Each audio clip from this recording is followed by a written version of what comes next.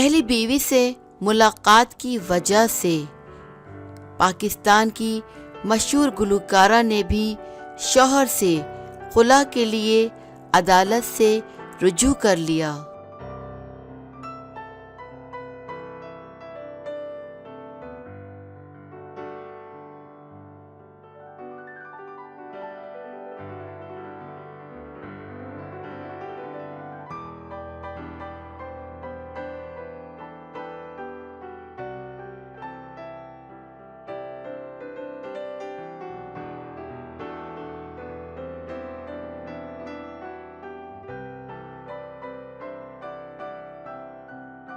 ज़हनी कर्ब में मुब्तला हूँ।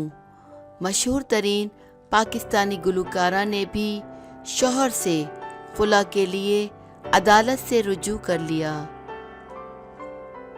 गुलकारा शबनम मजीद ने खुला के लिए अदालत में दरख्वास्त दायर कर दी। गुलकारा शबनम मजीद और वाजिद अली के 4 बच्चे हैं।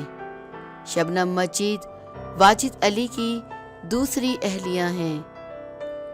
शबनम मजीद का इस बारे में कहना है कि वाजिद अली ने साबका बीवी से दोबारा रुजू कर लिया, जिससे वो अफसुर्दा हैं। दोनों की नई तस्वीर भी वायरल हुई हैं। शबनम मजीद का मज़ीद कहना है कि वो ज़हनी कर्ब में मुब्तला हैं और वाजिद अली के साथ रहना मुश्किल है।